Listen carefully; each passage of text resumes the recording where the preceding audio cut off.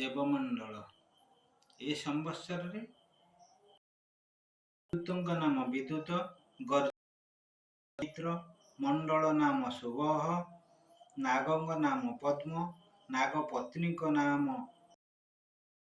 ବ୍ରହ୍ମାଙ୍କ ନାମ ପରମେଷ୍ଟି, ବିଷ୍ଣୁଙ୍କ ନାମ ନାରାୟଣ, ଇନ୍ଦ୍ରଙ୍କ ନାମ ପୁରୋହିତ, ଗନ୍ଧର୍ବଙ୍କ ନାମ ଜୟନ୍ତ, ମାଳତୀ, ସୁଧର୍ମା, ବୃକ୍ଷଙ୍କ ନାମ କଳ୍ପବୃକ୍ଷ, ଗଜଙ୍କ ନାମ ମାତଙ୍ଗ, ଅଶ୍ୱ ନାମ ତୁରଙ୍ଗମ, ଖଡ୍ଗାଧିକାର। ସମ୍ବତ୍ସରରେ ଖଡ୍ଗ କାଳୀଙ୍କ ହସ୍ତେ, ଖର୍ପର ଚଣ୍ଡୀଙ୍କ ହସ୍ତେ, ଚକ୍ର ଦୁର୍ଗାଙ୍କ ହସ୍ତେ, ଧନୁ ମହାଦେବ ହସ୍ତେ, ହସ୍ତେ, ଷୋଡଶ ସୁଖ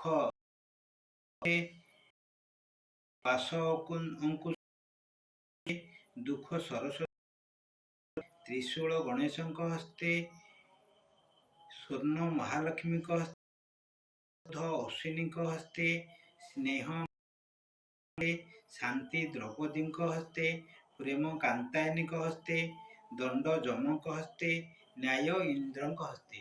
ଅର୍ଥାତ୍ ଏ ସମ୍ବତ୍ସରରେ ପ୍ରାୟ ପାଇପାରିବେ। ବିଶେଷ କରି ନାରୀମାନେ ଉଗ୍ର ରୂପ ଧାରଣ କରିବେ, ଯେଉଁଟା କି ବିଶ୍ୱ ପାଇଁ ଅତ୍ୟନ୍ତ ଅଶୁଭପ୍ରଦ ହେବ।